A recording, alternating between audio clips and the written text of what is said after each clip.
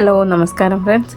നമ്മൾ ഇന്ന് നോക്കുന്നത് ഭസ്മധാരണത്തിൻ്റെ പ്രാധാന്യത്തെക്കുറിച്ചാണ്. കുളിക്കുന്നത് പോലെ തന്നെ ഭസ്മധാരണവും നിത്യജീവിതത്തിൻ്റെ ഭാഗമായിരുന്ന ഒരു കാലമുണ്ടായിരുന്നു.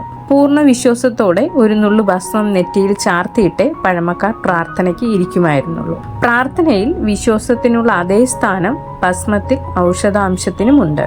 ഭസ്മ നിർമ്മാണത്തിന് കാലാന്തരത്തിൽ മാറ്റങ്ങൾ ഏറെ വന്നെങ്കിലും വിശുദ്ധ ഭസ്മവും ഇല്ലാതില്ല.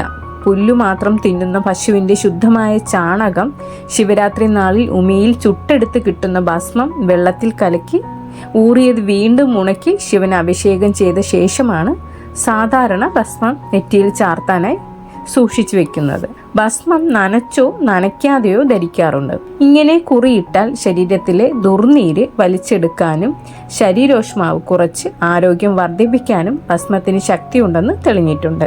ത്യാഗത്തിന്റെ മൂർത്തിയായ മഹാദേവൻ സന്തോഷിക്കാൻ ഏറെ ഉത്തമമാണെന്നാണ് ഭസ്മത്തെ പറ്റിയുള്ള ഹൈന്ദവ സങ്കല്പം.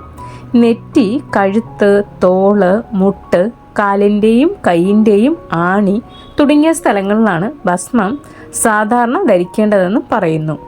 ഭസ്മം നനച്ച് തേക്കുന്നതിലൂടെ ശരീര ഊഷ്മാവ് താഴുന്നത് കാരണം പനി പിടിപ്പെടുന്നവരുടെ നെറ്റിയിൽ നനച്ച ഭസ്മം ഇട്ടാൽ പനി കുറയുന്നതായി കാണാം. ഔഷധ ചെടികൾ ശുദ്ധ പശുവിൻ നെയ്യിൽ ഹോമകുണ്ടത്തിൽ ഹവനം ചെയ്ത ശേഷം ബാക്കി വരുന്നതിനെയാണ് വിശുദ്ധ ഭസ്മം എന്ന് വിളിച്ച് വരുന്നത്.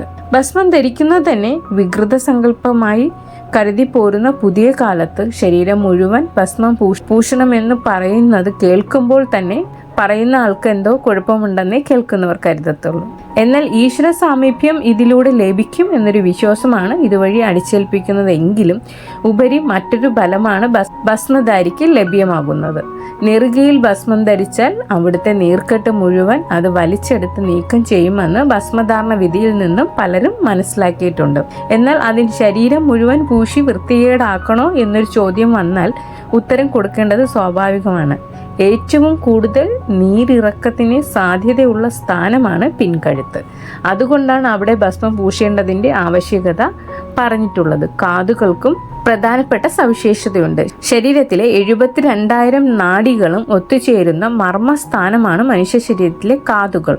ഓരോ നാഡികളിലും നീർക്കെട്ടും കൊഴുപ്പുകെട്ടും ഉണ്ടാവാൻ സാധ്യത കൂടുതലാണ്. ഇതാകട്ടെ വാദത്തിന് വഴിതെളിക്കുമെന്ന് ആയുർവേദം പറയുന്നു. ഇങ്ങനെ ഭസ്മം ധരിക്കുന്നത് എവിടെയായാലും അത് അതാത് സ്ഥലങ്ങളിലെ അമിതമായ ഈർപ്പത്തെ വലിച്ചെടുക്കുന്നതായി കാണാം. അത്തരത്തിൽ ഭസ്മധാരണം നടത്താൻ കഴിഞ്ഞാൽ ആധുനിക ലോകം പോലും അംഗീകരിച്ച് കഴിഞ്ഞ കായ ചികിത്സാ പദ്ധതിയാണ് ഇതിലൂടെ ലഭ്യമാവുന്നതെന്ന് കാണാം. താങ്ക്